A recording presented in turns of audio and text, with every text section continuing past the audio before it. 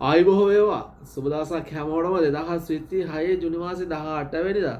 ඉතින් අද දවසේ කරන කියන වැඩ කටයුතු සර්වප්‍රකාරයෙන්ම සාර්ථක වෙන්න කියලා ප්‍රාර්ථනා කරනවා. ඉතින් මූණේ හිනාවත් එක්ක වීඩියෝක් කරන්න හදනවා කියන්නේ සුබ පණිවිඩයක් තමයි. ඉතින් හැමෝටම ඉතින් තට්ටේ අයිස් YouTube නාලිකාවට දවස් ගානකට පස්සේ තමයි වීඩියෝ එකක් දාන්නේ.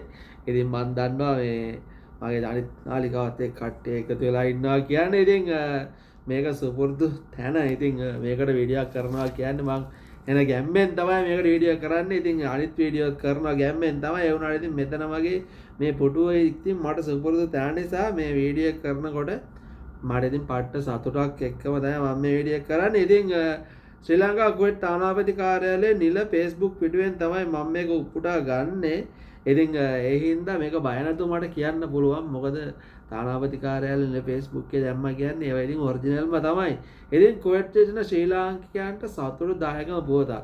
2026 ජුලි මාසේ 2 වෙනිදා ඉඳලා නැවත ශ්‍රී ලංකන් එයාර්ලයින් ගුවන් සේවය කුවේට් රට ගමන් ආරම්භ කරනවා කියන සුබ පණිවිඩය තානාපති කාර්යාලයේ නිල Facebook පිටුවේ දාලා තිබුණා. ඉතින් ඔන්න ලංකාවට යන්න බලන් හිටපු කෙනෙක් නම් ඔයා 2026 ජුලි මාසේ 2 වෙනිදා ඉඳලා ගමන් වාර 4ක් කුවේට් ජාත්‍යන්තර ගුවන්තොටුපළේ T4 පර්යන්තය ඔස්සේ ක්‍රියාත්මක වෙන බව තමයි ගුවන් සේවය ප්‍රකාශ කරලා තියෙන්නේ. ඉතින් මෙතන සටහන් කරලා තියෙනවා ඕගොල්ලන්ට වැඩි විස්තර දැනුවත් වෙන්න ඕන නම් දුරකථන අංක මම සටහන් කරන්නම්. ඉතින් ඕගොල්ලන්ට විස්තර දැනුවත් වෙන්න පුළුවන් මේ දුරකථන අංකයට කතා කරොත් 224යි 24යි 444 220යි 630යි 66 ඒ වගේ තමයි 229යි 70යි 403 කියන දුරකථන අංක වලට කතා කරොත් ඕගොල්ලන්ට වැඩිපුර විස්තර මේ ගැන දැනුවත් වෙන්න පුළුවන්. ඉතින් මම මගේ ඩිස්ක්‍රිප්ෂන් එකේ මේ වීඩියෝ එකේ මම ඔයගොල්ලන්ට දාලා තියන්නම් ඊමේල් අංකයට. ඉතින් ඔයගොල්ලන්ට පුළුවන් ඊමේල් එක හරහා මේ දේවල් චෙක් කරගන්න.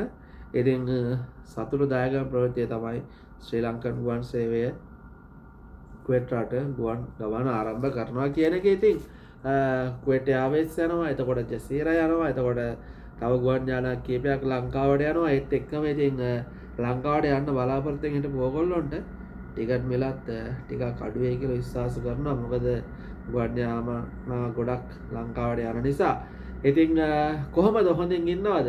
ඉතින් දැන් නම් ඉතින් මැදපෙදිය කලාපයේ තත්ත්වය එන්න ටිකක් සුබවාදී තත්ත්වයක් තමයි පත් වෙන්නේ. ඉතින් ලංකාවට බලන්න යන්න කට්ටිය ගොඩක් බලාපොරොත්තු වෙමින් ඉන්න. ඒ වගේ තමයි තමන්ගේ කාගෝ බඩු ටික දාගන්නත් ගොඩක් කට්ටිය බලාපොරොත්තු වෙමින් ඉන්නවා. ඉතින් ඒ දේවලුත් ඉක්මනට ඔයගොල්ලන්ට පටන් ගනී කියන විශ්වාසයෙන් තියෙනවා. මේ වෙනකොටත් ඉතින් කාගෝ ආයතන භාණ්ඩම් එකතු කරනවා.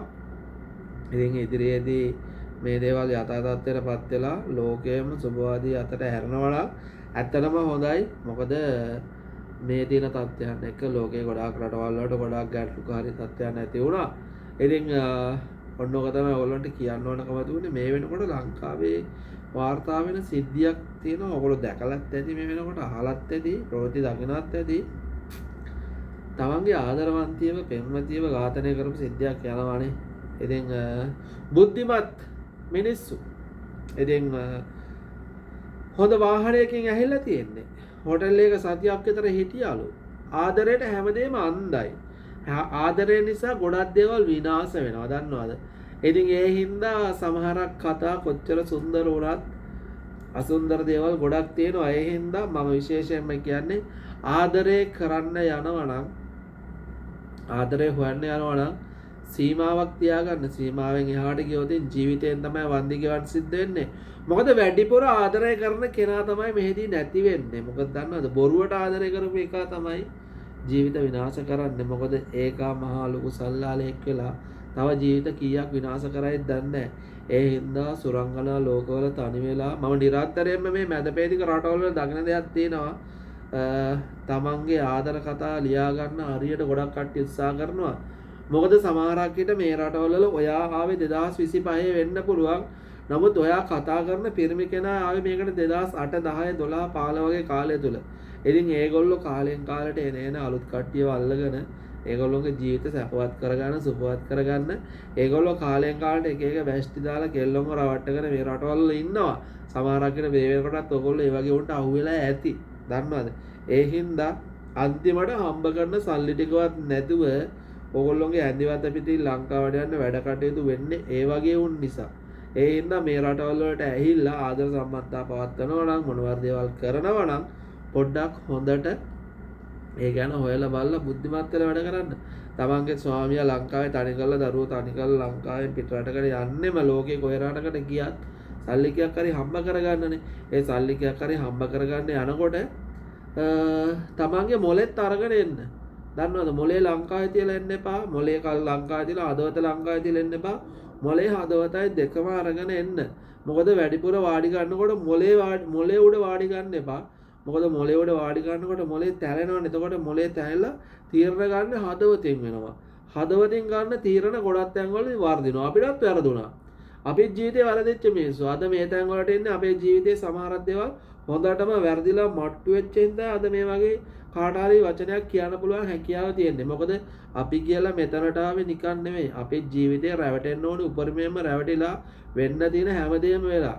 තාම ගැහුවේ නැත්තේ එනයක් විතරයි. එනයකුත් ගැවුවා නම් ජීවිතේ සර්ව සම්පූර්ණයි කියන තමයි අපිට තියෙන්නේ. ඉතින් ඒක තමයි ජීවිත කතාව. අපි එන්දා ජීවිතේ තව කෙනෙක්ව අමාරු වැටෙන්න දෙන්න හොඳ නැහැ. අපි හැමදාම රැකගත්තු දේවල් රැක ගන්න ඕනේ. තමන්ට නොගැලපෙන දේවල් අයින් කරන්න ඕනේ.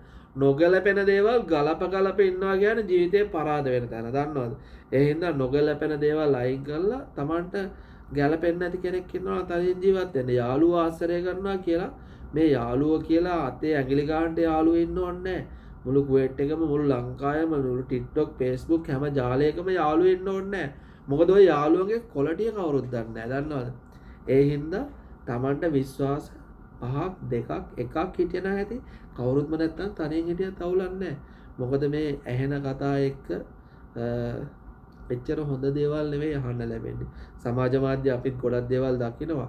ඉස්සර වගේ ඉතින් අර අනුන්ගේ වීඩියෝ අරගෙන දාගෙන TikTok එකෙන් Facebook එකෙන් අරගෙන වීඩියෝ දාලා කරන්න යන්න නැති නිසා ගොඩක් දේවල් වලට දැකලා අනේ ඉතින් මේ මිනිස්සු නේද කියලා අපිත් ඒ වගේ දේවල් දැකලා පාඩු වෙන්න අවස්ථා තියෙනවා. ඒ හින්දා ඉතින් ගොඩාක් අවස්ථාවලදී ඉවසීම තමයි වැදගත්.